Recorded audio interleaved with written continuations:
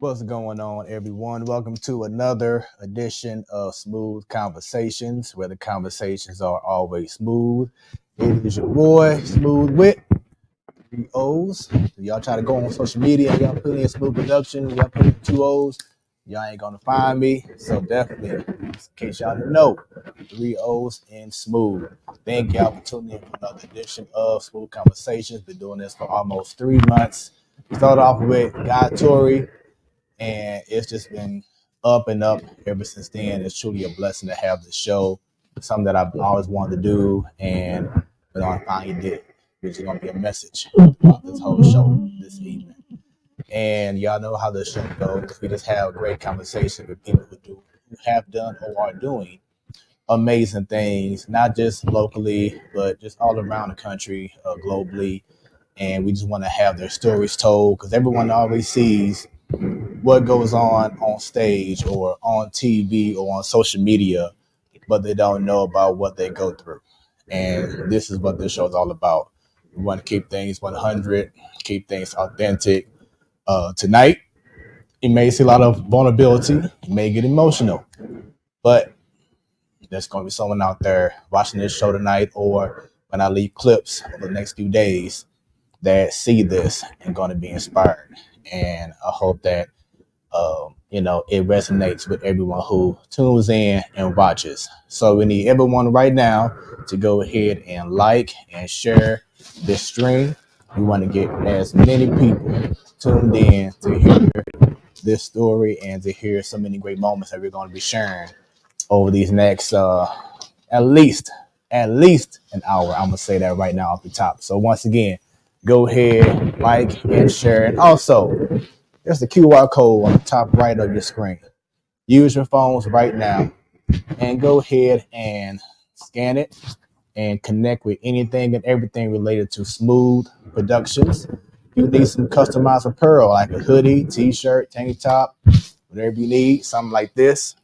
It's what I do. I got you. You'll see smoothproductions.com on the QR code. Go to shop and you're good to go. But speaking of good to go, I have a feeling like this thing is going to be about, matter of fact, one of my favorite R&B artists, Jaheim. He had the song called Finding My Way Back. So I have a feeling this is going to be a theme of this show, is finding my way back, but also the return to the throne. And we're going to find out about that and so much more tonight, because this woman here is someone who I've known for damn near 20 years, possibly, y'all. From my time starting off with the band, the Immortal Soul era, and then get into DJing and just seeing her do her thing for so long. I said in the promo, her stage presence, when she gets on that stage, if you go like to a baseball game or a basketball game and everyone else just walking around, talking, whatever, on their phones, but when a one person step up to the plate or goes or hits the court and has the ball in their hand, everyone just stops because the aura, the energy, the passion, all that, you can see it, you can feel it. And when this woman gets on stage, she held that down. She is a international, y'all, internationally known on the microphone as a spoken word artist, y'all, as a creative. She's a musician. Some that until recently I didn't really trip out there. Like, you know what? I know she was doing some things in regards to singing. We're gonna talk about that as well. She's also an author, y'all, doing her thing, and she's a mother. Something that I know that throughout everything else I just brought up, being a mother has to be the most rewarding, challenging, but also fulfilling thing as well. And she's ready to have her story told on Smoooth Conversations. Let's go ahead and bring her in. The one, the only X BLU RAYNE. What is going on? Welcome to the show. Thank you for having me. Hi, everybody. How you doing? Man, when I say it's been, I can't even recall the last time you and I You know what? seen each other. The last time I saw you, you were DJing. And that was, like, okay, so we've known each other. This is what, 20? You know what I'm saying? It has, because I met you in '04. I met you before the whole legacy.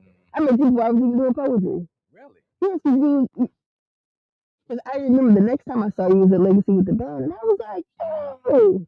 Yeah. Ain't that amazing how time just have flown by? You still look good. Oh yeah, we do. Absolutely. Oh yeah, we killing it. Unequivocally. We killing it. Period, poo.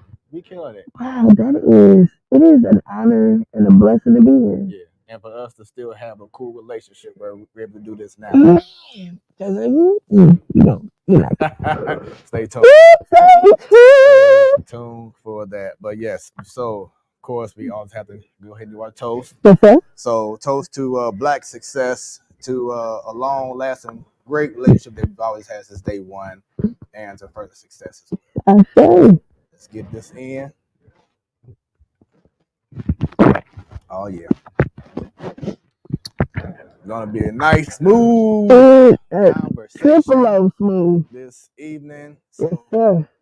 let's just start off. I brought this up earlier in regards to being a musician. Right. Yes. So yes, sir. So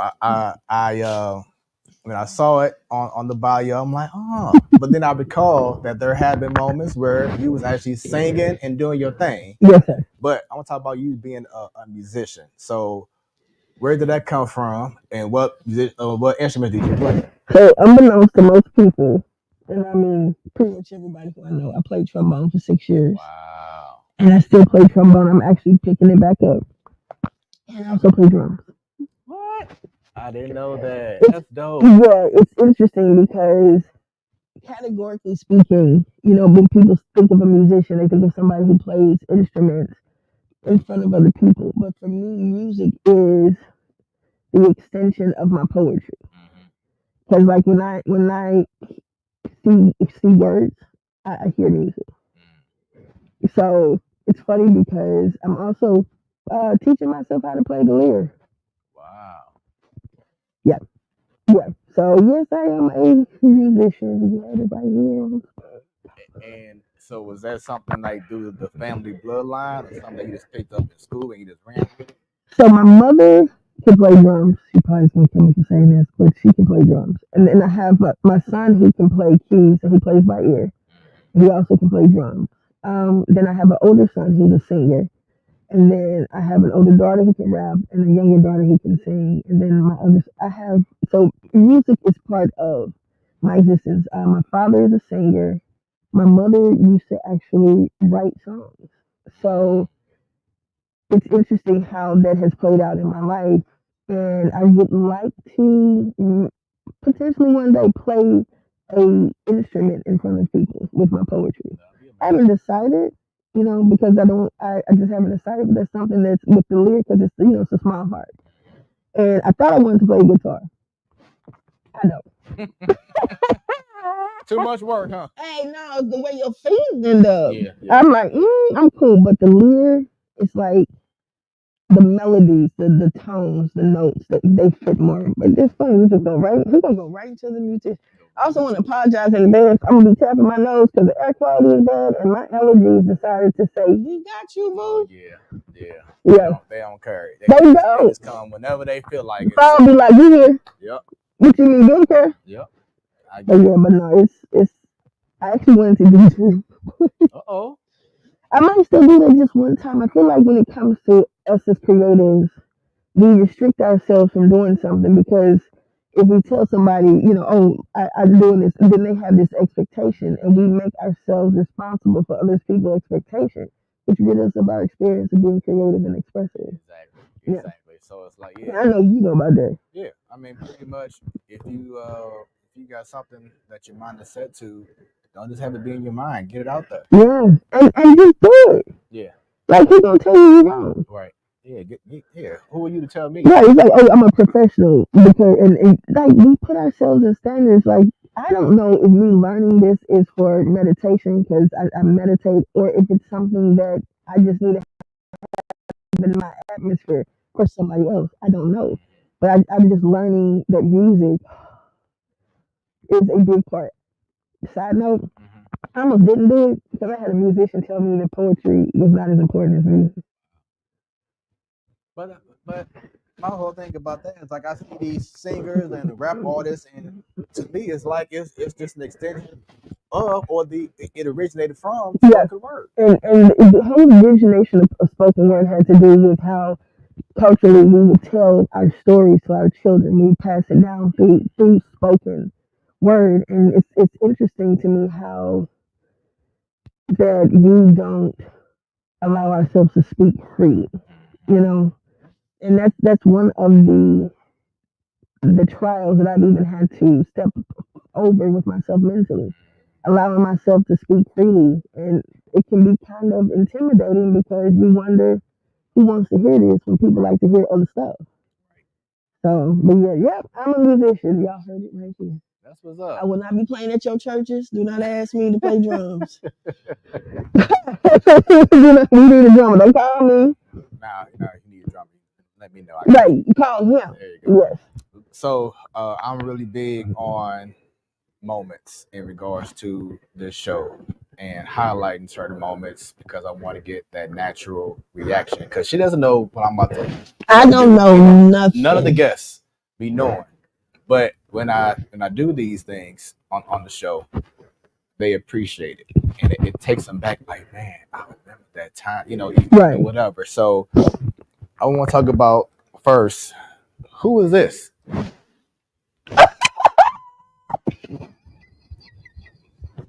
Oh my God! I have the same face. Ain't that crazy? Oh, that is. Oh my. That is who I do this for. Oh, I can't stand you. Only two questions in. That's what I do this for. She is my wife. And not on some me trying to be the mother to her that I wish I had, because I had an amazing mother. My mother was exactly who she needed to be to me for me to be who I am. But it's crazy because when I look at that picture, my first instinct is first tell her stop looking so mean. Smile, huh? Good Lord. Most of my baby pictures, just like that. Yeah. So when people are like, "This was so nice," thank you for saying that because that's not a word that. But when I see this face of this little girl,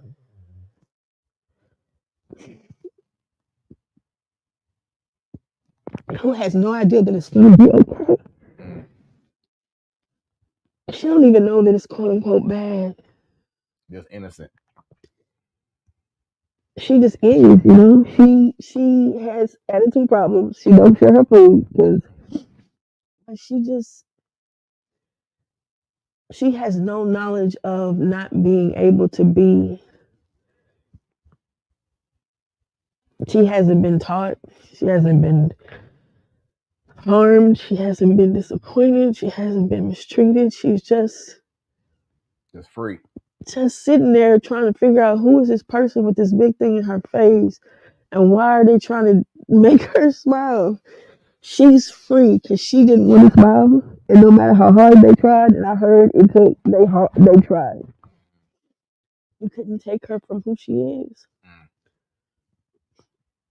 I don't. And now it's the opposite. That you want to make sure that you are smiling. You know what I'm saying? It's important for not just for yourself, but for everyone. Because one, life is too short. You know what I'm saying? Any given day, and we don't take enough time to just smile. I believe this is gonna be probably a bit controversial. I don't obligate myself to smile. I obligate myself to remind myself that I have a choice whether I want to or not. Because I have, at one point, I was professionally walking around with fake smiles. And I lied to so many people, and they let me lie to them.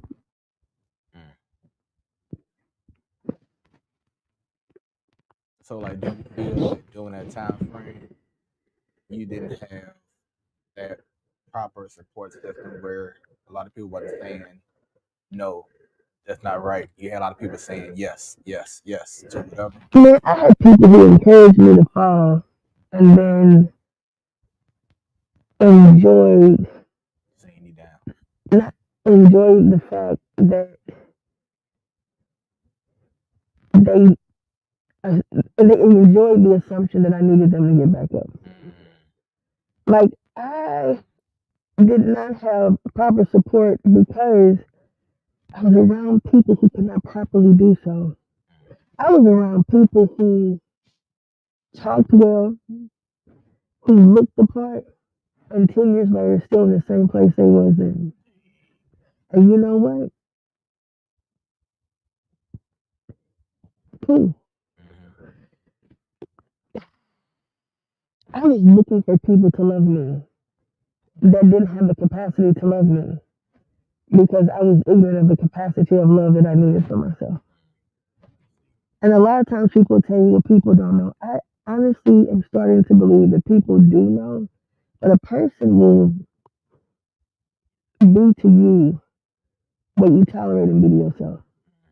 And they'll do so willingly, even though they know you deserve better, even though they know even though they know what they could contribute to your existence because you don't require it, they don't do it.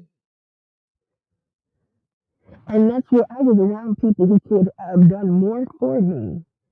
But because of my ignorance of my own value, like I learned how to do Photoshop because I had somebody in my presence who could do graphic design, but they were busy helping other people. Here it is, I'm right here. You're under the same roof. You in the same bed. And you opt to help somebody else and require me to learn it for myself. You teaching me not to need you. Thank you. So we started off with the baby one. Oh my God. Let's talk about this one. Do I even want to look? Because I think. So here's what's funny. Oh yeah, that's me. Wow. I used to get made fun of because of my hair. Wow. You see the texture of it in pictures, right? The curls and everything. It was not black enough. And nowadays they get mad if it's not. I also found out recently I'm supposed to be a little bit light skinned. We're still debating that. Her. Wow. I have no idea who she is. When I say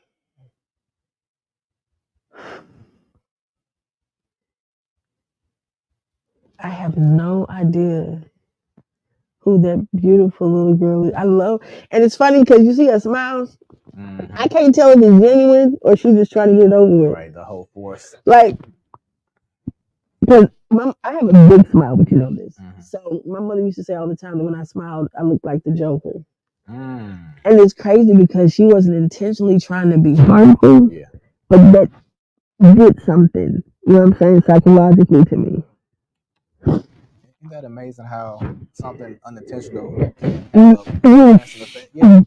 shake the crap. You be sitting there like, because it didn't hit me till like the other day. I was like, damn, that really didn't bother me. And then when I told her, she was like, I knew he wasn't, but I didn't even realize the impact it had on me. But I don't know. She's gorgeous. I don't know her though. And I'm pretty sure this photo means a lot to you as well.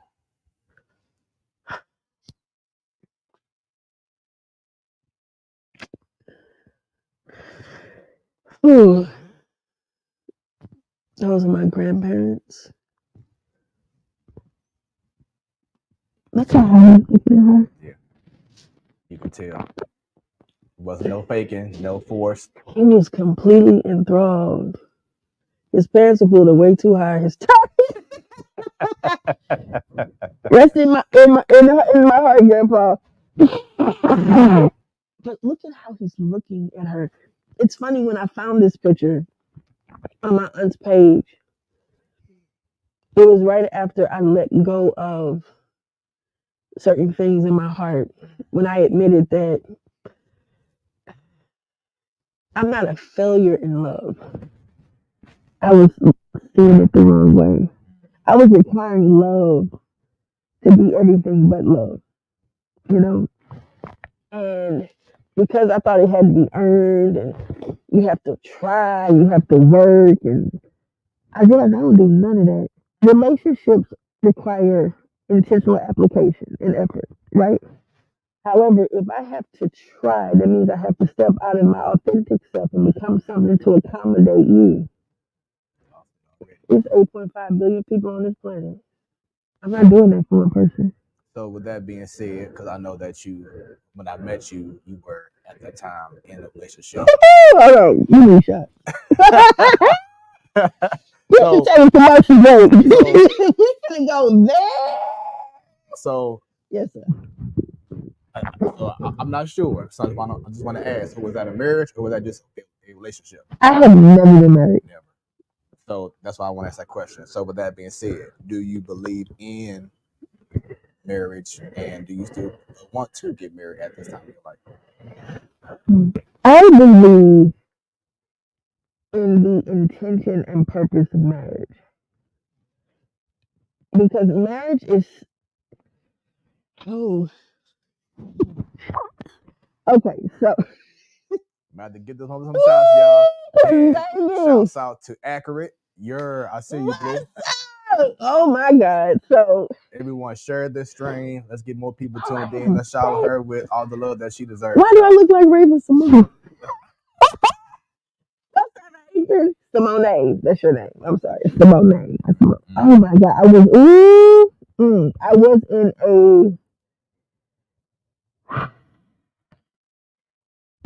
I was in a understood agreement with no point.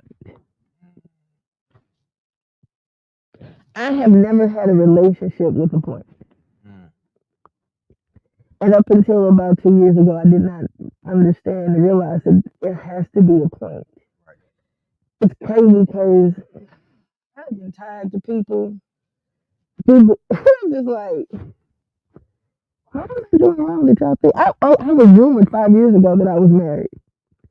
I'm like, hey, let me know. Please, let me know. Tell him to come find me. It's crazy because I was like, who am I married to? And for people who don't know as well, there were times where you and I were cool in which you asked me to like maybe take you somewhere to pick you up from your house. You've always been honorable and respectful. Exactly. And I cannot say that about everybody. You know what I'm saying? And that's just the person I am. If I can tell that you are a genuine person, I don't mind. And especially during the time when we both live in U City. So it was like, you wasn't that far away. So you allowed me to come to your house. Like you was really one. And I had 2 men in my life who were genuine, who violated me. What made it worse is I told other men who they knew about it, and the explanation and summation that I got, well, Blue, you're pretty. Blue, you're attractive. Blue, you do those sex poems. And it's like, so that means that was the justification. Exactly. And it's crazy because instead of me blasting the whole thing, it made me go internally, not saying that I was at fault, but to understand my energy so I could better govern myself and remove myself from low vibrational bitch ass niggas, because of the fact that, and I know you know this, in our community, the popular ones were the most undisciplined jokers. Because that they felt that they were invincible because of their popularity. But they had no purpose. And 10 years later, ain't they doing the same shit? Same thing. Yeah. And the reason why I brought that up in regards to, holding you down, being genuine, is because, and not saying that I knew you like personally like that, but I did feel bad for you. Because you know what I'm saying, you happened to reach out to me. When there was men in the house. Right. Who did not have vehicles. Who did not. And you know what? I gotta keep it a buck about myself. Jesus, As long as I didn't have a good man in my life, I didn't have to be a great woman. I can admit that. At that time, I was not worthy or qualified to be with a good man. Like, my brokenness and my intentional choices to allow the men in my life to make decisions for me, I reaped the consequences of that. And I deserved every last one. Even now, there's still things residually with my children that I've reaped the consequences for, and those are my decisions. But it's crazy to say that they weren't the wrong ones. I literally was making the best decisions based on the knowledge, information, permission, space, and safety I was in at that time. So during the time while you were in the relationship that you were in, you know how you have certain people going back to the whole yes, yes, yes, yes, and hold on. Were there people that was like in your ear trying to encourage you to, maybe see things in a different way for you to be better, or to wake you up like, hey, just see what's going on? How come you're not? I'm gonna say this with my whole chest. I was too good at the beginning. I just didn't know it. I wasn't being encouraged, and I didn't need to be because I don't need to be. And it's nice when people compliment you, and I appreciate that because every aspect of me that you love and you support and you revel in is a reflection of what exists in you. And I was around people who mirrored the opinion I had of myself. That man never loved me. Even right till today, there's no adequate respect. It's just an understood toleration. Because he has to. Well, let me keep it a buck with you. He doesn't have to because Now, of course, they're older, so it's like no. I'm with her. I can't believe I'm gonna say this, but you said we keep it raw and real. My youngest son, I do not know who his biological father is.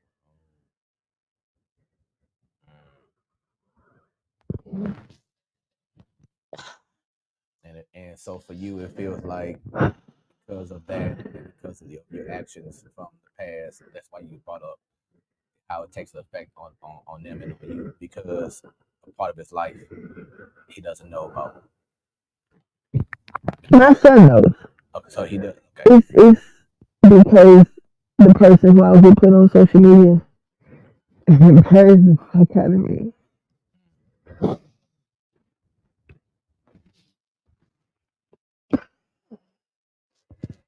And keeping it 100, I'm tired of being ashamed of that. My son is a beautiful, creative, amazing young man. And now there are tools like what is it, Ancestry, you're doing that. Well, we're going to find out.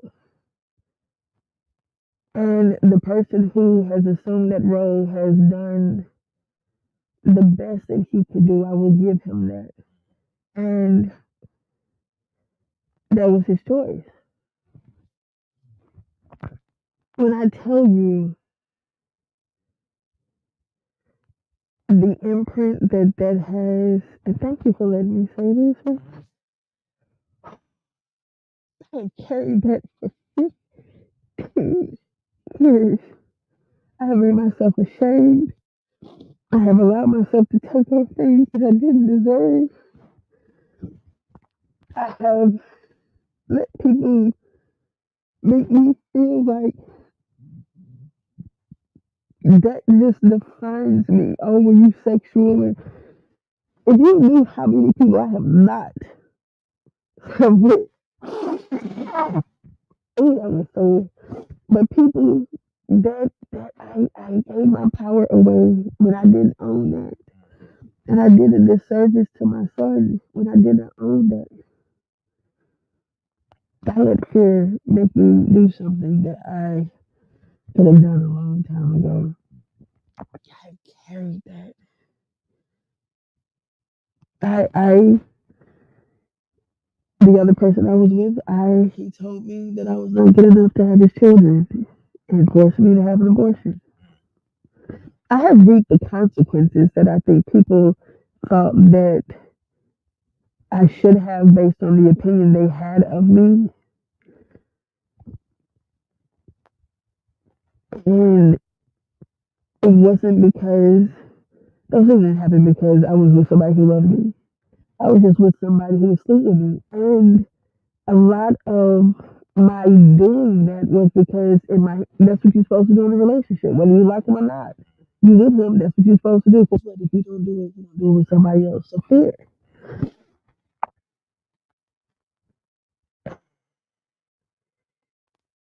I hate that. And then recently, both of them jokers had the audacity to come into my space without my permission. Only this time it didn't.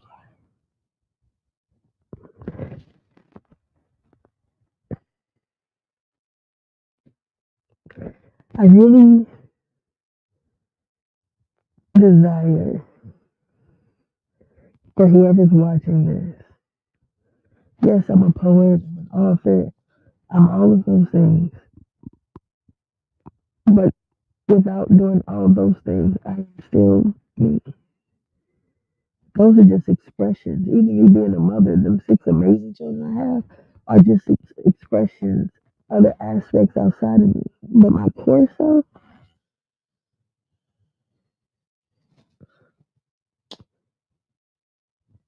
yeah, can't nobody encourage you to be who you are just because you don't know it.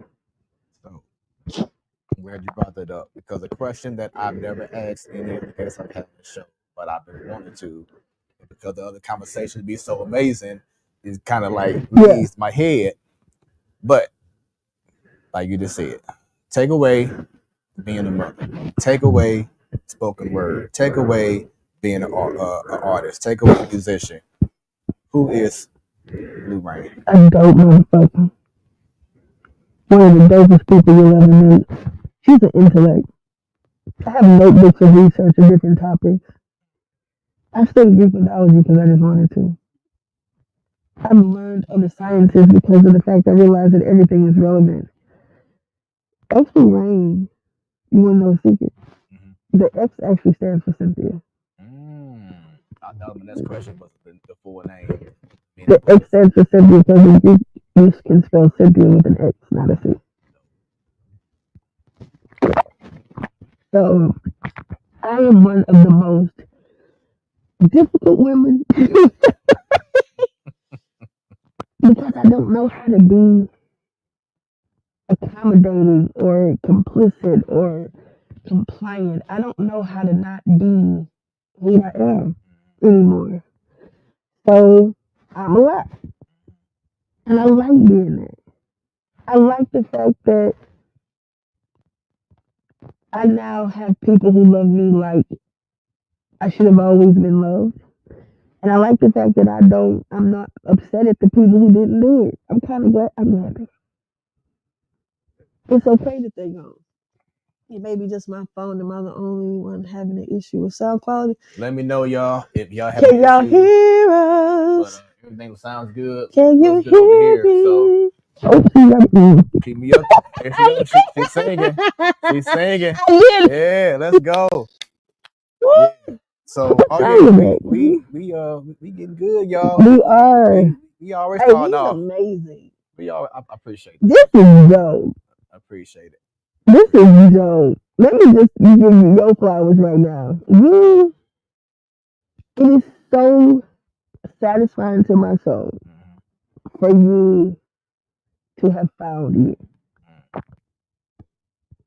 When I say he supported, even when sometimes the tunes were up, you couldn't hold it. Uh-oh. I remember showing legacy. You made a face like yes, man, we had definitely seen some things. Some people just because they were sticking the hips and wore short. Let me see. Someone saying, sorry, my wife is saying the mic may be too close. So to me, oh yeah, you know what? Why don't you Your Oh, mic it's is on like my right throat. in that. Yeah, so have it. So let's pull it like right here. That's it. There you go. We're right here. Yeah, we do that. Is this better? There we go. So now let me know if y'all can hear better. I think I'm good. Like I said, the mic was just maybe going right to your throat. So it was like, so it's probably reverbing off my deep voice. Thank you. There we go. We all good. Apologize about that. Thanks for letting me know, everyone. That's why I need y'all. Let me know what's going on. Much better. We good. All right. Love you, wifey. And Miani. Shouts out to Miani though, man. Shouts out to you, Miani. Much, much better. Thank you. Thank you. Oh my God. And if you guys want to ask questions, I'm open. Oh, yeah. So, of course, once again, feel free, not once again, but for the first time saying this, feel free to leave comments, leave questions, leave your thoughts, whatever it is, as long as it's appropriate. I will have it shown on the screen. Because once again, we're here to shower this woman with the love that she deserves. And I was nervous I told you that earlier. I was nervous about doing this. Yeah. I was really nervous about doing this, keeping it a buck, because I'm like, ooh, who am I finna talk about? Because everybody, X BLU RAYNE. X BLU RAYNE was spoken word. My first actual poet name was Blue Rain by Fire. And then I was told that it sounded like a superhero. And what's crazy is I didn't want to be a superhero. So I dropped the by fire and was just Blue Rain. And then X came along from a dream I had. And then I had just read the book The Alchemist. And in the dream, and this was, I say about 10 years ago, I told myself that I would find myself, but when I got there, I would be happy. And it was an X in the dream, and that's when I brought in, and I realized the whole X with Cynthia thing, and I became, X BLU RAYNE. But yeah, that's funny. I was like, who was I going to talk about? And I'm like,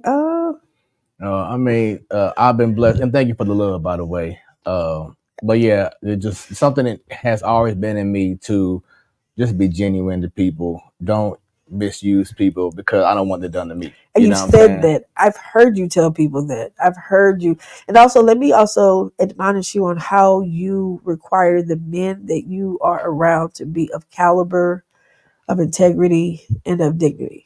I appreciate that. Yeah. I paid attention to that. I've been one to never associate myself with people who I know is not going to better me. You know what I'm saying? It's like if I see you going down the wrong path, that you're not trying to be better, I can have certain energy around me. Right. You know what I'm saying? I ain't got time to be caught up in your mess. And you've always been that way. Yeah. Always. You know, my mama raised me right. And I got to say that. She did. I love your mama. Thank you. Shout out to mama. Yeah. But yeah, and like I said on this show, like in this and my sports talk show, the platform sports talk show, we have guests on everything. And even with my production company, shouts out to Sadal and Steve Jinks. But I just felt like this has been put in me through God to provide platform, you know. And I'll say this, and I'm proud to say it. I may not be the best host. I may not be the best DJ. I may not be the best drummer. I may not be the best whatever. Exactly. But what I will say is that I will make a positive impact every time. And that's what matters, because that's what God wants. But see, you are the best at being you because there's no competition. There you go. There's no comparison. There's no that dude. Smooth 3 O's. Because you that. We ain't gonna share that here, but bro, when I said all the confirmation, but you that dude and being that dude, and can't nobody undo you being that dude. Oh, I sound like my teenage sons right There we go. Speaking of which, now I ain't saying it's teenage. Oh no! Are you serious?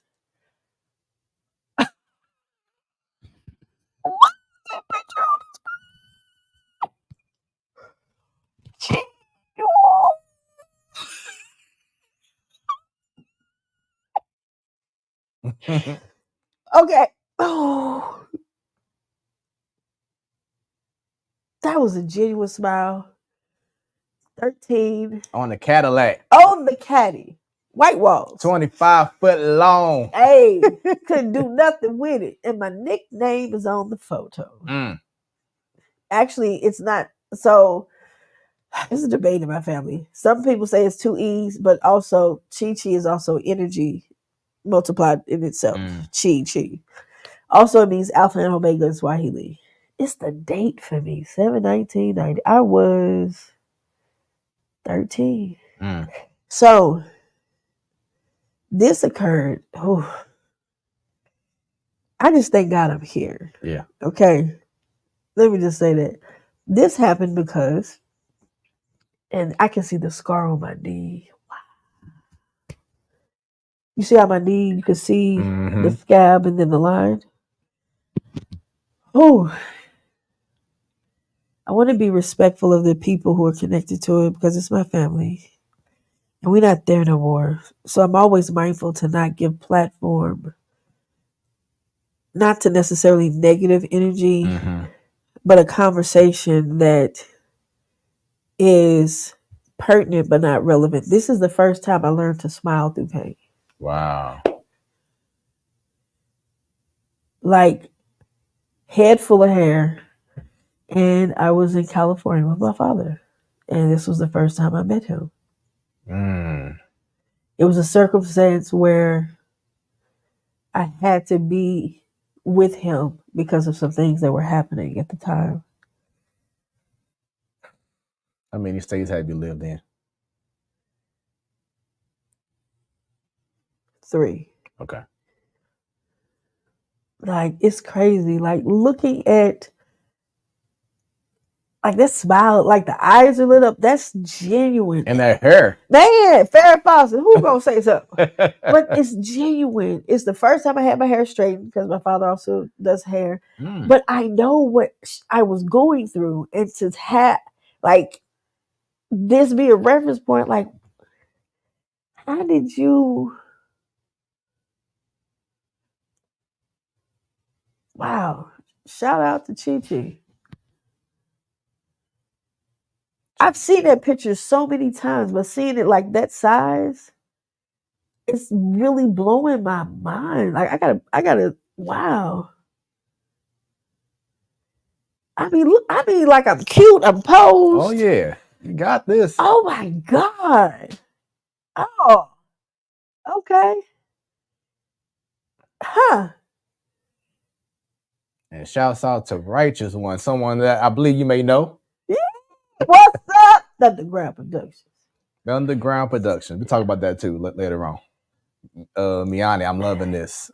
Like, it's crazy because looking at her, I can't see no pain at all. That same thing. Like, literally, I was 12, getting ready to turn 13. Like, she does, oh my God. Okay. She does not look like what I would have, doesn't look like what you've been going through. She doesn't look like what just happened to her. Can you blow that back up? I'm sorry. I got to see that one more time, please.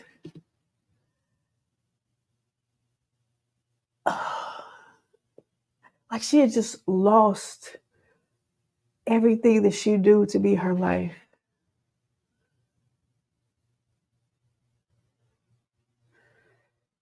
I remember the whooping that made that scar on my knee. I still have it.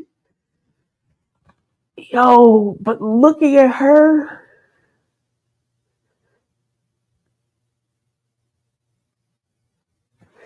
wow. That is beautiful. Thank you for that. So earlier you talked to your younger self as a baby. Yeah, that little mean heifer.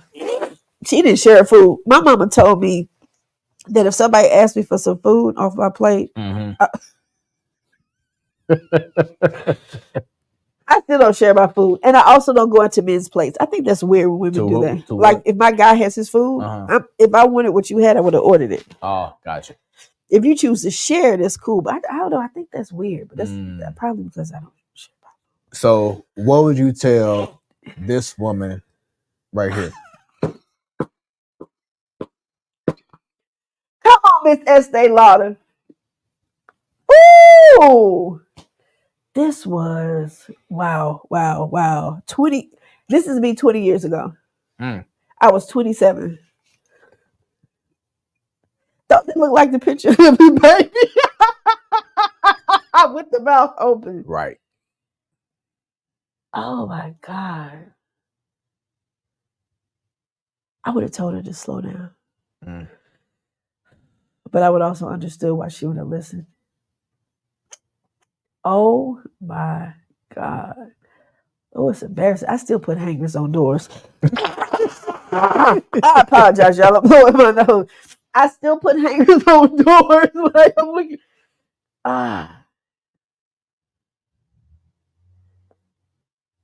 Ooh.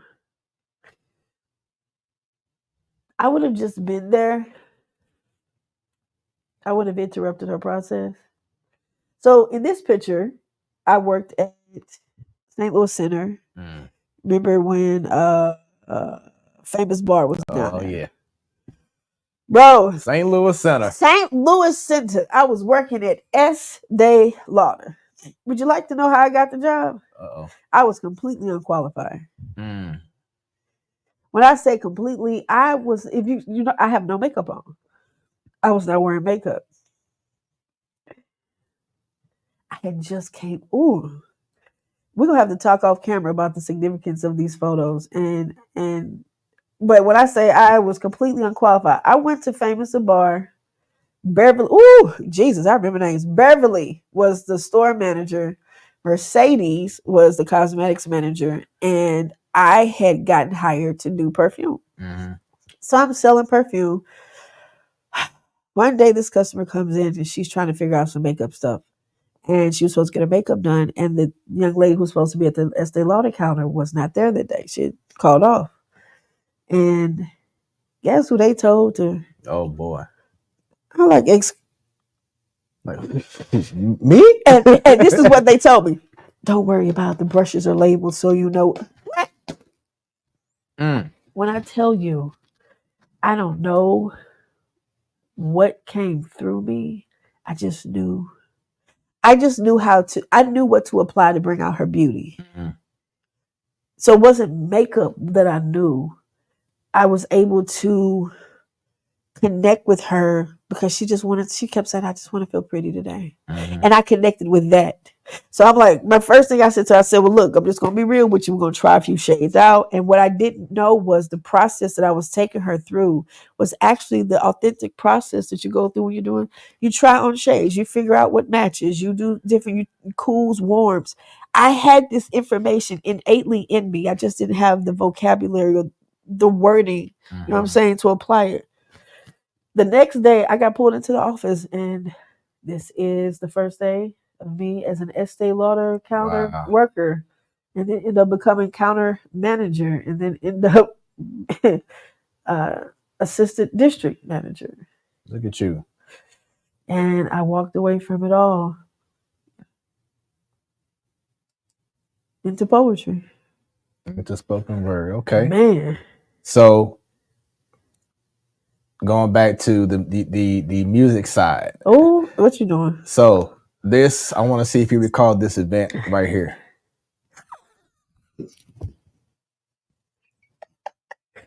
Boy, first off, woo, look how little I am. Because we ain't there no more. Goodness, red hair. Miles Javale. We were singing with Cherie Swan. The Red Room, remember? Man, yeah, so talk about, of course, this, but of course we know that St. Louis doesn't have those spots like they used to have. From like this to please tell me the name of that spot in the Loop.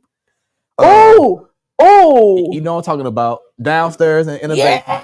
The Red Sea. Oh, yes.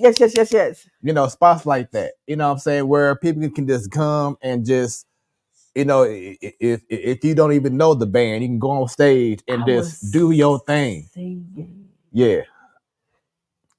Like the Red Sea was so dope when musicians who didn't even know each other, they would just come and do a session. And people would think, oh, this was rehearsed. No, these Negroes just got up there because, oh my God, what you gonna do when they come for you? Hey. Dun, dun, dun. Work ain't honest, but it pays the bills. I got it. Sharice got mad at me because I was singing too loud. She thought it was Jamel. Jamel was like, no, that's Blue. I'm like, okay, so who was the alto? Who was the tenor? Who was the soprano? You know, whatever. I was always tenor. Like, I was always tenor. But it's funny because I remember we were singing Erica Badu. Do I really want my baby? Tell me, what to do. Sharice's mic went out, and I was singing the song. You know what's crazy? I believe that I can't sing. Wow, look at that hair, man. Look at her expression. All right. Look at how skinny I am. Jesus. I love doing that. It's crazy because I was told, I'm gonna help you, I'm gonna give you voice lessons. People make room for what they want, but people will also keep you from what they feel if you enter too. It's a threat. I don't necessarily think that it was intentional to like. However, I was asking people for permission to assist me in being who I always have been. This is dope. That dress is ugly. Jesus, look at the pattern on it, girl. Oh, deliver us. Thank you, Lord. Because what you had? Oh, you got another one? Oh yeah. You already know. You already know. So this was an event in which the band, Steve Motor Soul, was there as the house band. And shout out to Swayu. That was in Central West End. Shouts out to Montees. You got Kelvin. Yes, before you had the dreads. Man. And then who was that guy on the drums behind you? Who was that? Who was that guy? Who was that young man? Who that him? Who that man? Who that? You know him? I think you do. I think I do. I think you do. Yeah. That is my beautiful and amazing cousin, Dior. Shouts out to her. But yeah, I recall us holding that down. Shout out to Swayu. That was my shit. That was, let me make it unequivocally clear. Swayu was only mine. I gave people permission to exist in my space, but that was my shit. Just so we clear. That was my shit. Say it one more time. That was my shit. I was being, we're gonna need shots, bro. I was allowing people, I kept people close because I wanted them to love me. Had I been just, yeah. Swayu would still be in existence. AD, we bringing Swayu back. There we go. We bringing Swayu back. She said it right here on Smoooth Conversations, y'all. Spoken word artist unleashed. And I wanted to show this photo too because, of course, we lost this brother like maybe 3 years ago now. 2-3 years ago now. And when I say I was stunned, when I found out about it, when I saw his passing and everything on social media, I was like, wow. But Tony Townsend, one of the most prolific lyricists, one of the most eclectic human beings.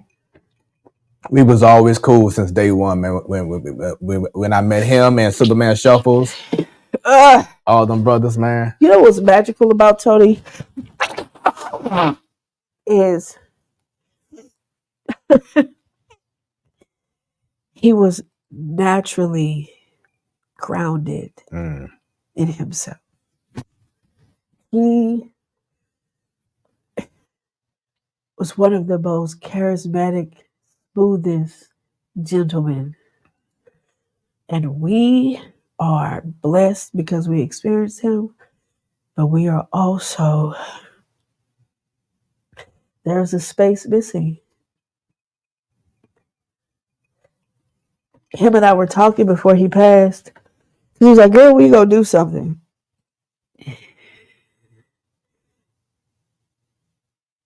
There's some people that we've lost in our community, like Sister Taraji is another one. Right. Right. It hurts that they're not here. And keeping it honest, I was supported, not by the people who I kept around me, but by the people who observed and saw the value in me. And they intimidated every person around me.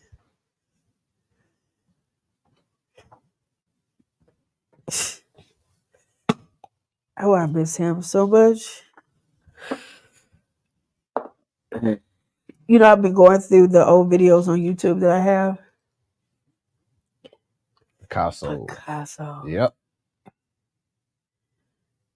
He definitely was art. Ooh, Tony Picasso. Boy, you got me. Look at Mario back there. Yep. I saw, and look at you. Yeah. Shout out to Pro Lyric. Yes. All that talent, man. And, you know, I hate when people say that people are talented and because they're not operating in that for a season, that they're always going to waste. Yeah. As an artist, we are required to experience life and put it into our creativity. We're required. And I had to stop writing from being upset. Oh, I hated that. I hate writing sex poetry. I hate writing erotic poetry. Not because of the fact of what people's opinion of me doing it is, but when I was writing it, I wasn't sexually satisfied. I didn't have my first O till I was 40. Wow. So I don't want to write about it now because I'm happy. And I don't want to be telling people my business. Plus I found out I learned some things about myself where I've looked at myself in the mirror like, I could never write a poem as good as this. But when I was not, and it's funny because my angry poetry, it wasn't even bad. It was just popular. Yeah. That's what people wanted to hear. They wanted to hear the rah-rah revolutionary piece and the black woman piece and the black empowerment piece. And if I'm not properly guiding my children, I'm contributing to the failure of the black community, no matter how good my poems sound. And I wanted to stop being a liar. I love sensual poetry. I love the art of being able to create a conversation in my poem where it's almost like a courting session. I love that. But I have a poem that I'm still embarrassed about to today. But it's amazing how simple, how easy it is to impress people with saying things because they're not experiencing it authentically. Like I'm struggling even now getting back into poetry. And it's amazing that you say that because, I mean, like I said, outside of occasionally you singing, but that's all I knew about you was you were just that woman in regards to spoken word. And you know what I appreciate what you said? You talked about my presence.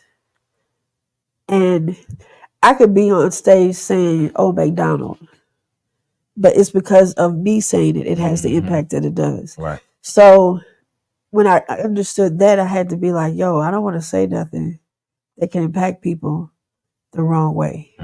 Because I'm responsible for the energy that I emit, for the things that I put out, because I'm the obligation of my existence. Yeah. I've written 112 new poems in the last 5 years and have not performed one. Because I don't know who the audience is. And it's nothing against the poetry scene. I don't think I fully found my audience. Speaking of that, well, first, you brought it up earlier. Oh, Lord. So I got to go ahead and show this photo here.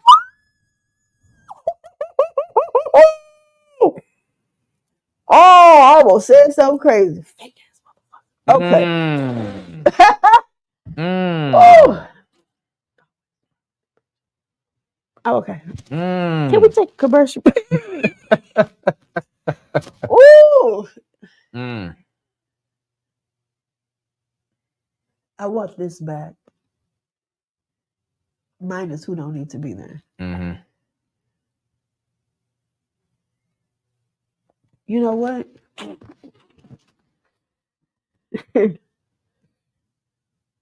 What if my responsibility or my assignment is not to be the poet, but the person who has a place for poets to be? Because I was gonna say that too. Is that as you were saying, okay, well, I may not do this, I may not do that. Doesn't mean that you still can't. I might be aiming too low. Make an impact in regards to bringing up the next, grooming them to be better. You know what I'm saying? Showing them. Oh, I'm gonna tell you something off the chip. I would never tell a poet. I'm not here to groom nobody. I'm gonna be honest with you. I'm not that person. I'm not your mentor. I'm not your poetry mama. I am not your elder.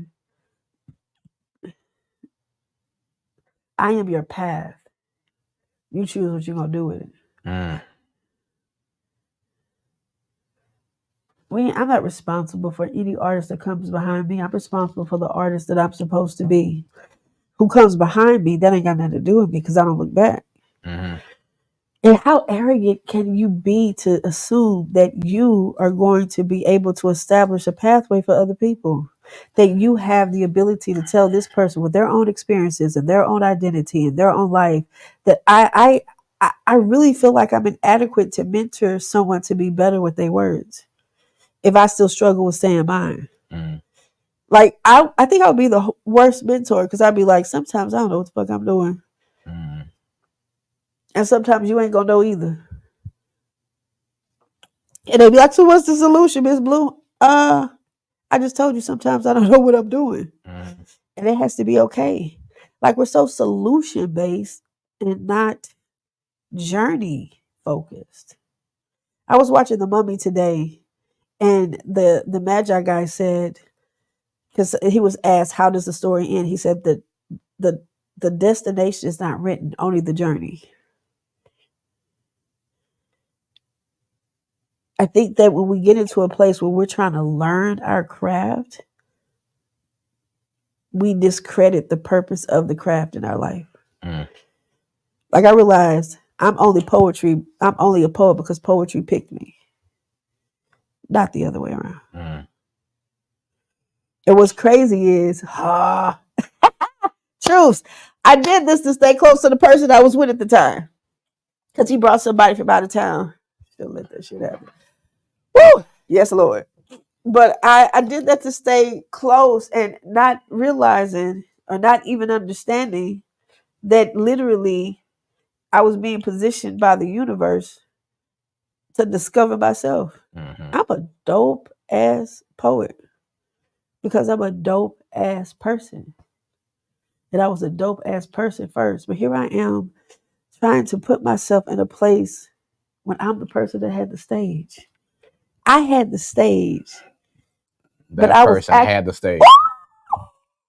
That person had the stage. I had the stage, but yet I still existed in the presence of people who had to ask my permission to be on that joint. Like, when I say I undershot myself, but again,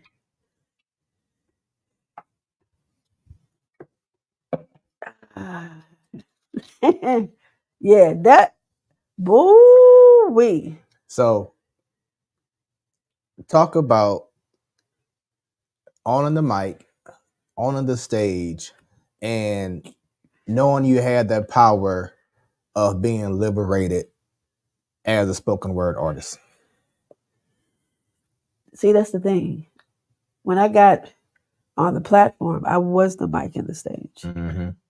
Period. I knew that I had the power when I heard myself. You know, a lot of times as artists, when you're on the mic, you know, I was hearing my words because somebody had a speaker behind me. Right. And when I felt the frequency of what I was speaking, I said, oh, I had to sit down because I'm like, that's what y'all feel? Mm-hmm. And my first thought was, how do I have that here but not in my life? I could get up there and say the most prolific things, but I could not tell somebody no. Mm. And then I realized that what I thought was power was an assumption. Because I saw quite a few people get on the stage, get on the mic. When they got off, they abused. And I didn't want to be that. But I have to be honest, in some ways, I believe I participated in it. Because it felt good for people to clap for me.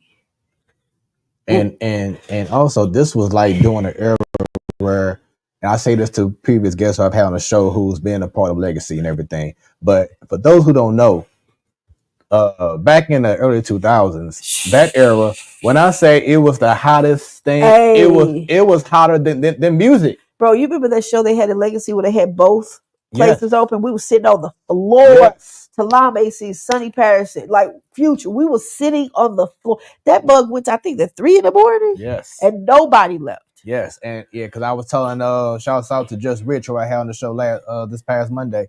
But I was saying how you had to get to Legacy. Like, let's say the event started at 9 o'clock. You had to be there at 7. Yeah, because their bar would be packed, jam packed, and not only that, the parking lot would be full. Yes, and when I say just that era, I mean, it was different. Back, I'm not sure if it's the same name now, but when he was Aries the Righteous, he knows what I'm talking about. Back when that was his name. You know what I'm saying? Wait. What is it? Hold on. It's going down here. Yeah. If you ain't from around here, you better not ever come around here. Well, he said, we don't like cats from out of town here. Yep. Ain't no hustlers, ain't no clowns here. Yeah, man. The streets, Man, when I say he was just one of the many amazing performers, like I said, just so many people. He still is. Yeah. That's my manager. Yeah, just so many people. You know he's supposed to be my manager 10 years ago? No. Yep. He wanted to manage a group of us. Shout out to it never being too late. There you go. Never being too late.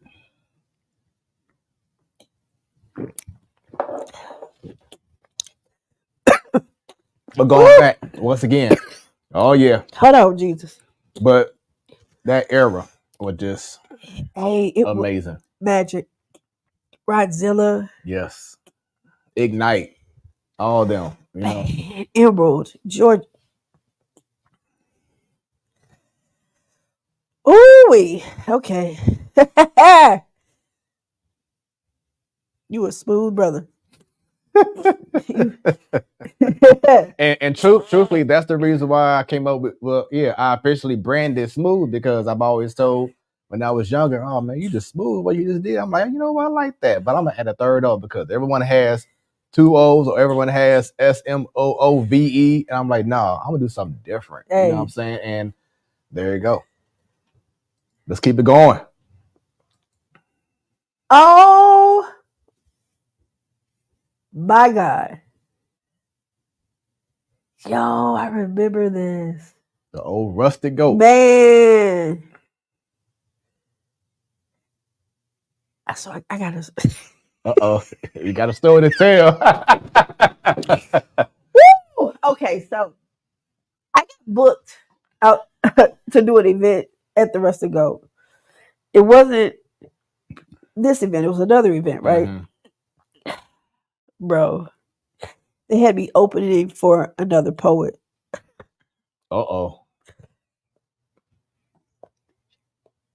Okay, so the promoter did not know me, had not heard me. His assistant had booked me. She had heard me once, and she was like, "Oh, okay, this is gonna be cool." So the person who I was opening for, I went because we had to do sound check, right? And that person was like, oh, it's really nice that you're opening for me. You know, don't be intimidated. Don't know. Wait, don't be intimidated because people know me and they really don't know you. Now, I'm going to tell you something. Oh. Jesus. Sometimes you had them moments in your no, where a person ignites something in you. And it wasn't about me trying to prove my worth. It was trying to show the fact that you can't stand next to me on this mother. Baby, when I tell you I got on that stage and I spit, and it was funny, my homegirl was, she's like, girl, you gotta spit it. So we get there for the event, we sit there, there's some other poets with us, and they was like, and my homegirl's like, y'all ain't gonna believe what the hell was said there. And if you don't get up there, Blue, and just kill it, go slam Boo. Bro, when I say I got on that stage and I spit that poem, I had 2 poems. I spit them poems for that little girl in the first photo who already knew she didn't have to conform or take shit or share her food. It's an honor for me to open for you. And people are like, oh, that's your ego. No, that's my purpose. You ain't me. And I don't want to be you. The promoter was so pissed off because it took them a good 5 minutes to stop people from clapping for me. Because when I say I left it, when I say that's one of the few times I have 4 moments on stage where I know I left that shit on the stage. And it wasn't so much just about me. But I also realized that so many times, especially as Black women, we get bullied by women who say they're our sisters and choose to be in competition with us when we just trying to love them. Man, I'm so glad you brought that up. That's the consequence of you not appreciating my love. When I say none of her shit worked, nobody listened to her, nobody was paying attention. You could hear a pin drop when I was on that stage.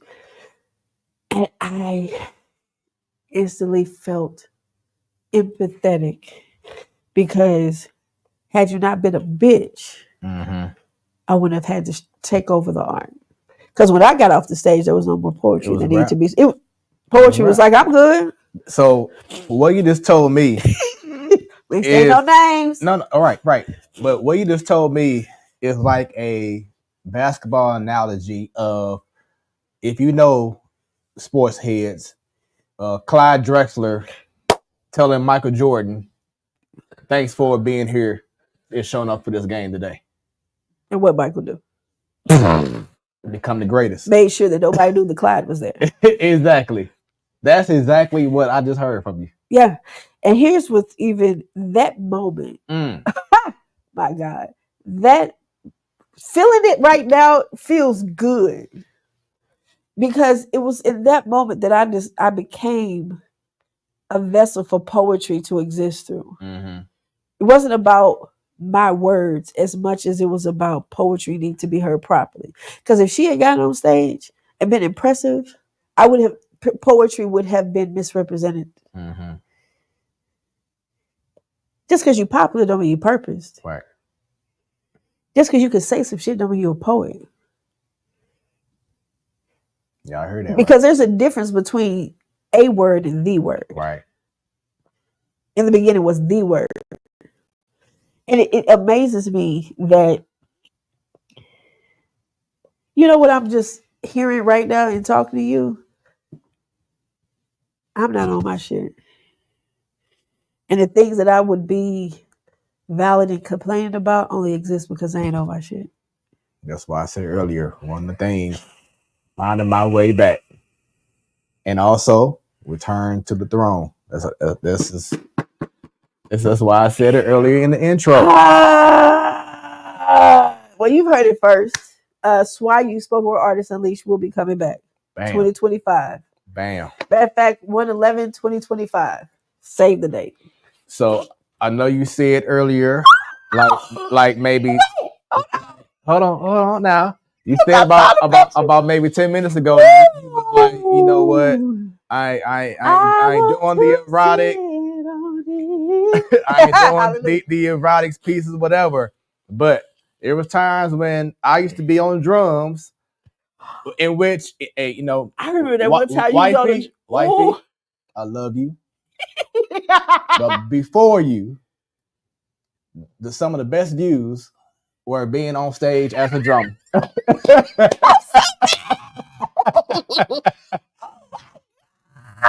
That was when I say the best seat in the house. Is on stage as a drummer. But when you would get in this position, go ahead, look. I got red heels on, don't I? When you would get in that position, I knew it was on. Hey, you can't tell her nothing. She could be saying the ABCs, and you gonna feel that in your shonda though. So this was a burlesque show that I did. And I gotta be a buck with you. I felt so sexy. Like when I tell you,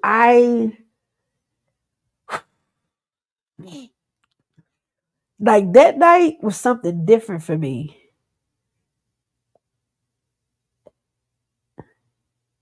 Ooh, that night was when Cynthia met Blue. Like, there's nothing wrong with my sexual pieces. The reason I don't like them is because most people are sexually illiterate. You don't know how to jack off, but you don't know how to come clearly. You know how to jack off, but you don't know how to come clearly. And it's not due to the fact that I think it's an immatureness. I've always been sexually sound. I had to be tricked into thinking that my energy was bad. It wasn't. So for me, my goodness, sex and love. Sex and emotions had no direct correlation. And I know people talk about soul ties. If you believe that, then that's you. I don't believe that sex creates a soul tie. I don't believe that. Because soul ties has nothing to do with the physical acts. We're tied to people whether we interact with them in a physical level or not. But we minimize that because it's also a way to shame women is to not be so sexually forward. And you know what? I always say that sex is like extra credit. I recant my statement. I do like my sex poems. I only said that because I was subconsciously still embarrassed by them. If you don't know how to fuck, that's your problem. Ooh, I said that. I am not going to be ashamed of my sexual energy. But sex is the sacred exchange of energy. And I can mind fuck you in ways that you'll be wanting. And here's another thing that I have with regards to sex. I don't think just because you have sex with a man that he's supposed to pay your bills. I think you're supposed to pay your bills so that way you can make better choices of the man you sleep with. Like, I don't understand how we equate how women have been taught, well, if you finna have a wet ass, then you need to have something.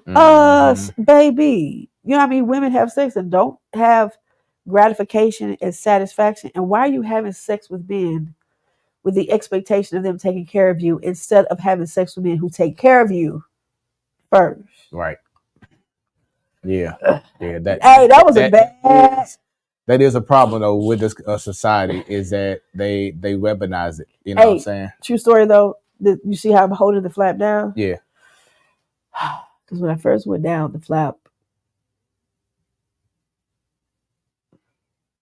and let's just say it wasn't full coverage. And yeah. There was a gentleman who got the cameraman who was in the front, and he just walked away. Damn. He was like, I ain't never seen something so pretty. I said, sir, I'm sorry. My bad. I got it. She was in her moose knuckle energy. My bad, homie. My bad. Sorry. He was like, no, so little small little Asian man. He didn't know what to do. So he just left from the front of the stage. That's why I have it held down.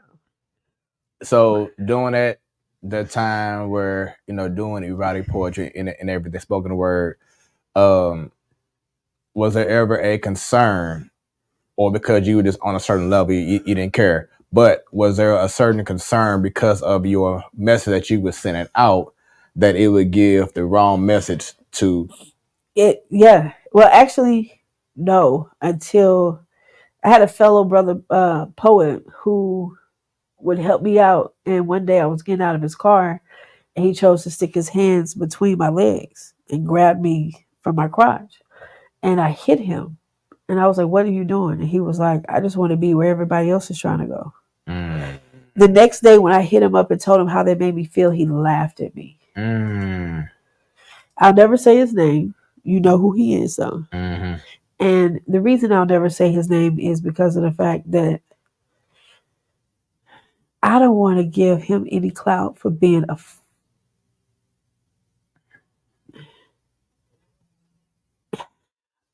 It is not unknown, his actions. AD, no, I haven't told you. Who the fuck? I hear it. Right, he probably like, she probably like, I mean, I'm sorry, he probably like, what the hell is that? Okay, let me say this, and then I didn't want, because remember I told you earlier I made mention about, and there were some fellow brothers who said to me, "Was because you pretty?" Yeah, you know them too. The reason that I chose not to expose him is sometimes when you expose a predatory energy, you empower it to people who welcome in predators. Yeah. Don't give light to those who. But here was the worst part. I was not the only person who experienced that, and ain't nobody done nothing. So it doesn't put me in a position of helplessness because I keep 33 reasons and 22 reasons. You know what I'm saying? Like, you know, I have my piece of steel, and I think he's not a threat. And sometimes I feel like people will do things to harm you to get the ability to be connected to you. So it was so much. But up until that happened, I never had in my head that somebody would violate me because they didn't have no governing of themselves as a man, knowing that I would never sleep with you. I don't like men who talk like women. I don't like men who built like the fat auntie at the barbecue. I would not. I don't like short men. I don't like men with wide heads. I have a very exquisite taste. I like men who, let me say this poetically, who have the qualified pen to etch into scrolls and write from my crown to my soul. So no, I didn't have that. Hey, bro, you are good. You because we had a conversation earlier, right? And I said something to you about my journey, right? And all you are doing is revealing to me. Ooh, I am excited by how, and I am celebrating how God is about to bless you, by how you're blessing me in this moment. I'm not being. You're not panicating me. You're affirming me in every step. Like you're safe. You're safe. You're safe. You're safe. You're safe. You're safe. You're safe. Like you dope. I appreciate you that. I am very grateful that this community has you. And you know, that's why I was telling Righteous One, like I have to have it in person because it's different. It's different. I need to be here. Organic. And I wanted to make sure that, especially after our prior conversation, I'm like, I have to have you. Yeah. You know what I'm saying? Because I needed this. Yeah. I needed this. This is for me. Yeah. I mean, I appreciate y'all watching Smoooth Conversations, but I needed this. I needed to remember. Just who the F. Oh, you are not done with the followers. Jesus. And no commercial breaks. We don't listen to music. Congested stuff. I know y'all hear me blowing my nose. So, hey, it's real, authentic. It's real. You're getting it. It's okay? this freaking weather. So, obviously, we've been talking about phases. in your life. Jesus transition. Christ. So You have done research. So from music to spoken word. Let's talk about this woman here. Fitness Blue. So I did a fitness competition, and I went from I was 260 when I first started working out with my homegirl. But when I got into the mode of the competition, in 6 weeks I went from 200 to 160. That's the smallest I've ever been in my life. It's amazing you brought it up because whoa, get down, boy. Yep, 160 on that stage in them heels. So of course this was how long ago was this now? 2019. No, wait a minute. Hold on. I think this was like 13. 13. Okay. Wow, time go by. 11. What? So when I saw that you was doing this, because not saying I was like straight on social media, like let me see what Blue's up to, but of course social media shows things, and I saw your transition that you was going through. Yeah, because I was thick. With your body. So I was a different thick than I am now. I was. Yeah. So when I saw this, I was like, wow. That's like, wow. You talk about dedication. You talk about look at that back, bro. Yeah. Back where? None. I guess it's safe to say this was the best you ever felt. You know what? I got to be honest with you. I love my body more now than I do then. Really? And it's crazy. I look amazing. Smile, makeup, it's all there. You can see the joy on my face, the hard work and dedication. But I now have I am now in line with my physical self. And it's funny because I weigh 222 pounds. I told somebody that they told me I was lying. I was like, nah. But this was before, oh my God, 11 years ago. I was 36. I was 36. Jesus, girl. You know I'm at the age where I could be a man's stepmama or his wife. But the journey of this, oh my God, if you understood what every picture you have picked, the other side of it that nobody knows. I was doing this fitness competition to have a reason to leave the house to escape who was staying there. Boy. And I played 16 out of 32. No, I say 16 out of 32 and then 6 out of 16. I was damn proud of myself. Yeah. Because I look freaking amazing. That girl had 6 kids, bro. Let me see. Yeah. Look at your manager. That's why you're coming back. New books, new recordings, live performances, and appearances. Let's go. Let's go. And I would also like it to be unequivocally clear. This time around, the 2 men that I'm working with is my manager and this one. Period. Let's go. Let's get it. Period. This time we're going to do it right. Let's get it. Yes, sir. I love it. I love it. So yeah, once again, going back to these transitions. Man. God, she needs a biscuit. Baby, you need to eat some. A biscuit. She need a biscuit. This was at the Alpha House. I did an event there. Wow. I have been welcomed in places that I did not have to earn to be. Damn. Mark Howard. Yep. Him and Jermaine Smith. Let's talk about this one. Whoo!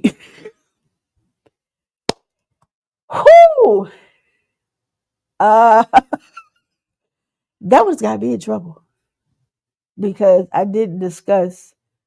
So Michelle, the artist Aroused by Art, did this photo shoot. We are doing another one next year. And I was 252. And when I tell you,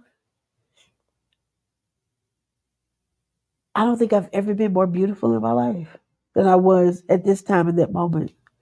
Like, I was full-bodied, womanly, curvy, you know what I'm saying? Like half naked in downtown St. Louis. And just embraced it all. It's the eyes for me, though. Yeah, you see that middle finger? And if you look at the feet, I'm not on the ground. This was a shot that, yeah. And here's what's crazy. So we did this, I forgot the year, but you know how like they have Facebook memories? She hit me up and was like, sis, go look at your memories. The photo, and I don't know what happened, was actually redated for 3 years prior. Whoa. Yeah. And she was like, yo, I don't know what's going on. I said, fam, all right. So it's yeah, that picture. And it's only that picture because I did a few pictures, but it's only that picture that Facebook dated earlier. And I was like, well, baby, we tapped into something. Who knows? But I love that photo. Wait a minute. There we go. Make sure I get it right. Bam.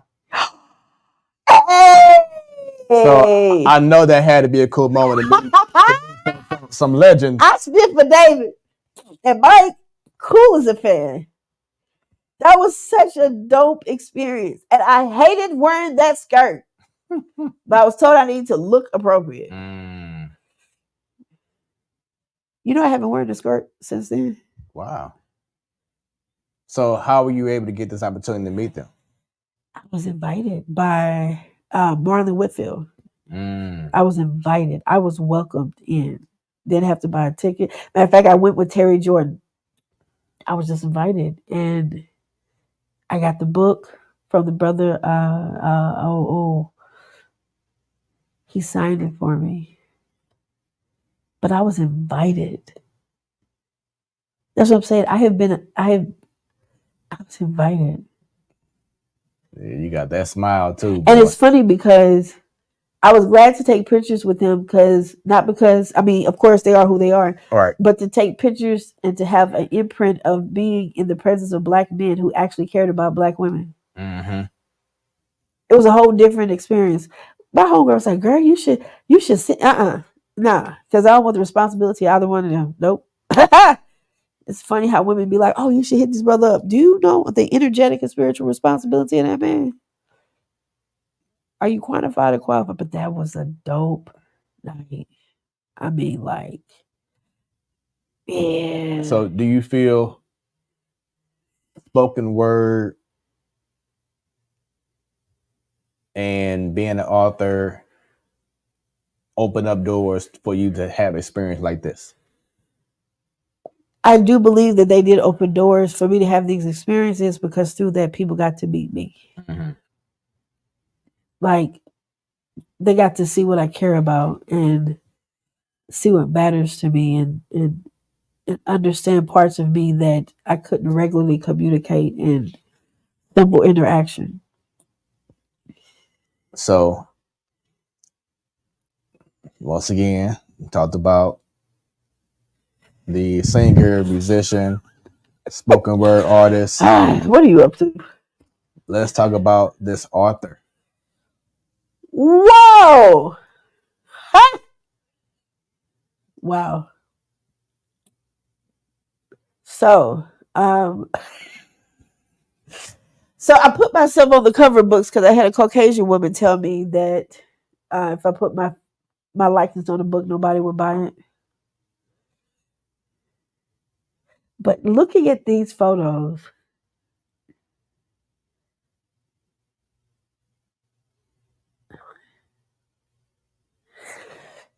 wow. And then that photo on the far left, you had some photo shoots. I was gonna post, but I was like, No, I ain't gonna do it. When I say you was showing up and showing out. Oh, so y'all gonna find something to do. We're gonna take a quick commercial break.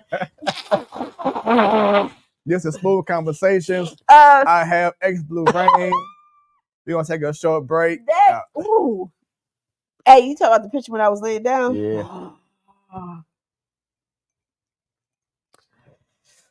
I really did that. That was a dope picture though. I hated my body. Really? Man, when I tell you that time frame for me was, this was after the stuff with my son. This was after the abortions. This was after that whole era and be in this weird middle space. This was me starting school at EI. This was me trying to find myself. And them are some of the best pictures I've ever taken. And it's crazy because when I see them, I don't see sex. I see vulnerable beauty. But because of people's perception, Right. I'm mad that I'm afraid to be free in my space sexually because of the fact I was betrayed by men who said they were my brothers. That bothers me. I really desire to get over that. And not get over in the sense of, I don't want an apology because you meant to do what you did. It happened. I don't need an apology. I need to release myself and give myself permission to say, can we compartmentalize this? Not to hide it, but can we not let this inhibit us in ourselves? I don't know how to do that yet. I don't need counseling. I hate counseling. I went to a therapist and I ended up helping her. Wow. Because there's nothing wrong with me. I'm not supposed to be okay with being violated. However, I don't have a route or a path that has been taught to me as a woman of how do you account for a violation that is not your fault without requiring that person to atone while at the same time not letting it define you. How do I be vulnerable enough to that space where I allow myself to be energetically healed? I don't know how to do that. And I don't think for those who watching this right now, especially for, I mean, of course, women, definitely, when I ask you this question, but for men, how hard is it from back then to now, just being a black woman? Oh, it's effortlessly. I breathe this shit on a daily basis. The only people that make it hard for me is black men who expect me to be the black woman that they have a definition of a black woman being. I black woman how I black woman. And I'd be disappointed when being a black woman is restricted because you ain't comfortable, because you let society make you define you as a black man. I'm going to be very honest with you. I do not think the most disrespected person on this planet is a black woman. I do not atone to that belief. I will not accept that belief. You will not speak that shit over my existence. You got to be fucked up because the universe lied to me. The stars rain on me. God gives angels charge over me. So I got to put my foot ain't got to even hit a fucking stone. But you're going to try to convince me that I am not respected, loved, admired, adorned. Just because you as a black man don't choose to do that doesn't mean the world doesn't delight in my existence. And if I let a broken man who is still trying to appease his mama and choose women, we're as a black people, we're not broken except if we choose to be broken by choice. There's so many black men who worship the white man that they don't even see it because you make him your God by saying he's oppressing you. What? Now, are there disparities? Yes, but it's also spiritually on a level of what ain't meant to find you won't harm you if you're in the alignment of you. When I say I am tired of black men worshiping the phallus of the white man, well, the white man is oppressing us. A white man brought me here and I paid him. He needed money from me to even be able to fulfill his rent for the day. It is, I don't talk about black issues because I'm tired of the propaganda and the political facade that says we're building Black communities. What community have you built? Pick one. Tell me. Show me the location. What have you added? Grocery stores. What education system? And you can't, as a Black man, you can't build Black women if you keep breaking them. Mm-hmm. You can't, and you can't. And it is the Black men who actually are building don't put it on their social media. Mm. You're building. AD is building. Accurate is building. Because you understand what to build means. Not, you got to protect the property. Yes. You got to protect the foundation. Right. But if every time you doing something in the community, you got to take a picture to be impressive, but the woman that you with is broken, or you leave broken women in your path, or you can't have a healthy. If a Black man cannot have a healthy relationship with a Black woman, he cannot be trusted in a position of power. And that is my opinion. Mm-hmm. Y'all rubbing nuts together and getting shit done. But it feels good when you say, "Oh, we met and we talked and we got together." And does your child have diapers? And do you have the ability to communicate properly with the women in your life? Mm-hmm. I respect kings. Notice I didn't say my king. I respect kings. I respect men of valor. I respect men of integrity.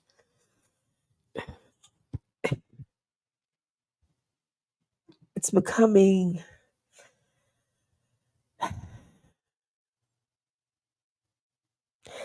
it's literally becoming an eyesore. How you gonna build a community and you taking a bus? Or you driving your baby mama car? Mm. And then you want everyone to follow your lead. How you building a community and you staying in her house and she got Section 8? Mm. And you eat off her food stamp card?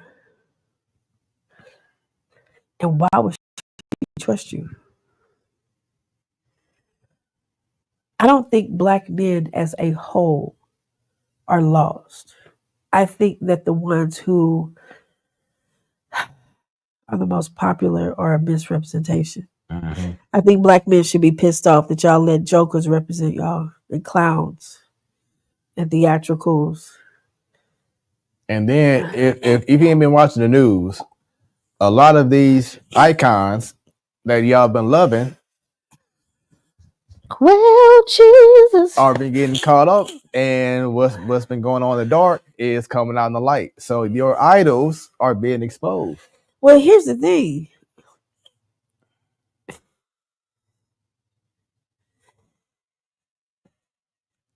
I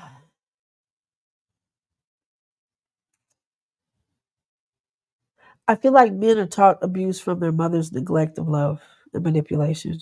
Mm. And I feel like that as long as we make Black men responsible for building a nation that they can't birth, the only person who can destroy a nation is the person who builds it and births it.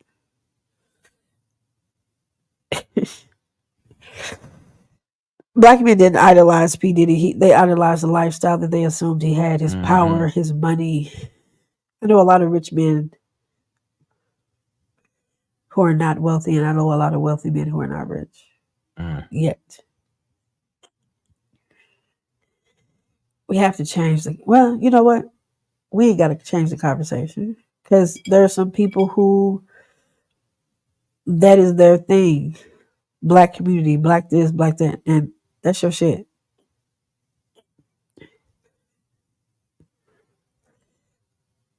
But if you'd rather march than make sure everybody on your block got bread, eggs, and milk, don't talk to me.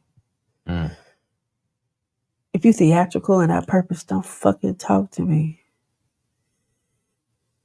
Just don't. If you still whine over shit, if you still whine over shit that happened to you as a child, but you want me to trust you in a position of leadership, you know why I'm single? Because I'm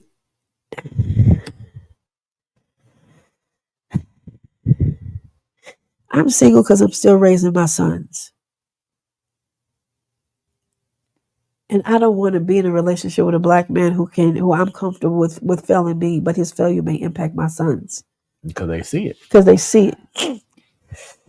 And it's not my assumption that that's going to be the type of man in my life. But however, I have to make the cognitive decision to put people in my life in ways where it doesn't damage. Because if mama makes it okay, then they'll think it's okay. Mm-hmm. And it's crazy that because it's funny, if you'll talk to any of the men that I've ever dated, they'll be like, oh, the person who you lay with is different than the person you deal with, and blue and blue. And they always make me the problem. Mm. But they always had issues with their mamas. Mm. Because I know for a fact that the man that they could have been with me would have been unable to be loved by their mothers. So they would rather keep themselves in a state of mediocrity to be accepted by their mothers than move and excel in a better self for themselves. So I became the bad guy. Because you was easy to lash off to. You was right there. Yeah, because of the simple fact that I don't have the same opinion of you, but her opinion of you ain't really got shit to do with you. But the fact that your daddy didn't stick around. Mm. But your daddy didn't stick around because your mama, you know what I'm saying? Like, those are the conversations that are uncomfortable because at the end of the day, we all have to be accountable unto ourselves. My youngest son doesn't know who his biological father is. And I'm wrong for that. And at the same time, can't nobody come to me talking crazy about the circumstance because I'm wrong in that to him. But you don't know what I was dealing with myself. Mm-hmm. Can you imagine being in a relationship with somebody who punishes you because you want to touch them? Says you want too much? Mm-hmm. When I say I have dealt with some energies that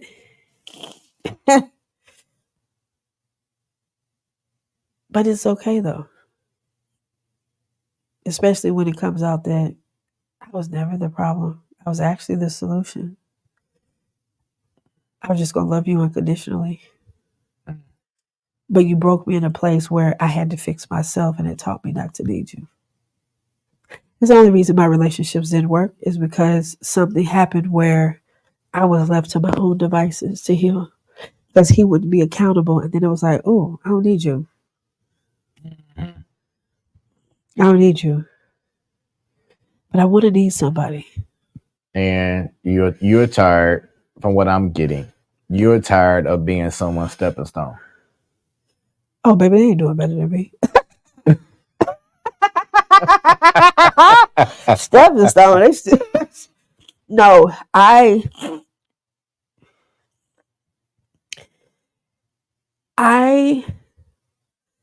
am not tired because it didn't take away anything in the end. But what I desire, bro, real talk, is to be with somebody because of I get to be me. I have people who love me. I know some amazing men. Mm-hmm. But I can't be with them because being with them would keep me from being me. Mm. And I deserve to be me. I do. I deserve to be me. And they deserve to be with somebody who doesn't have to not be themselves to love them. Right. Right. And that just got deep. It did. But ooh, that just got deep. That's what it's all about. But let's talk about, this cool moment right here.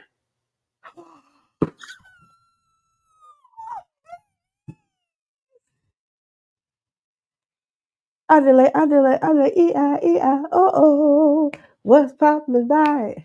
I graduated from Restraint Institute honor roll with my amazing son, Xavier Rajan. Please make sure that y'all look this amazing young man up. It's my daughter Delicia in the red, my daughter Deanna in the black, my sister Billy, my awesome dad Irvin, and my sister Amber. Wow. It's always good when you're able to work your ass off and then see the reward. I was the only poet in that school. Wow. The only poet. And I got to graduate with my son. That's awesome. You know what I found out though that I didn't know? He, even though it definitely was a benefit for him, he felt like I was trying to impede, and I didn't find that out 2 years later. And I really, if I'm honest, because again, somebody was at my house who I was trying to get away from. I believe that looking back at that, I wanted him to be a part of that journey so that way he could have a better definition of me. Mm-hmm. But he's an amazing artist. Okay. So with that being said, we're gonna go ahead and end this with this last photo. Oh. And I want you to, when you see this photo, what would you tell each person in this photo before we end this show? Because this has been amazing, Smoooth Conversations. I hope you all have been enjoying this amazing episode. And I had to probably say I've had some great people on this show and great guests that, you know, has been impact. But I've had to say personally, for me, this show is probably the most impactful show. Because you know me. You know what I'm saying? I didn't know that you cared so much. And I want to apologize to you because I should have said something. I should have said that I wasn't happy. I didn't know how to. But I knew that through. But I appreciate you not giving up on me. Thank you. Yeah. And because it's like when you said that, that made me want to have you here in person more. Yeah. Because I knew that it would change everything. Yeah. Ooh, what's this picture? Yeah. So, like I said, each person that you see on this picture coming up, what will you tell them now if you saw them at this point that I'm about to show you right here?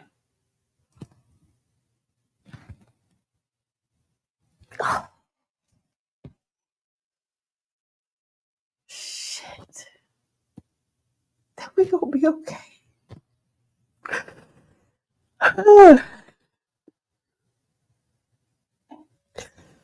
Bro, when I tell you, Jesus,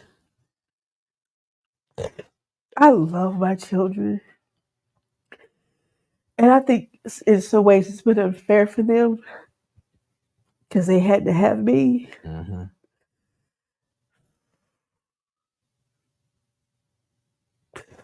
Who give you?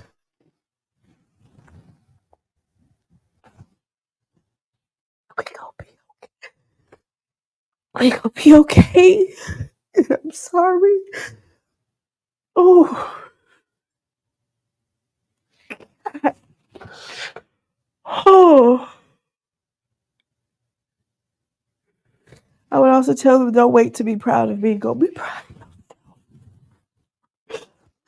Because it is not their responsibility. I am not their responsibility. I never want to be one of those mamas.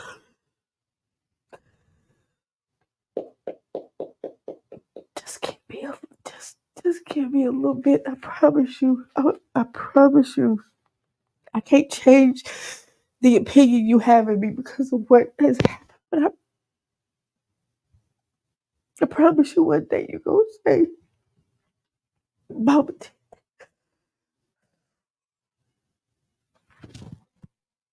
Oh.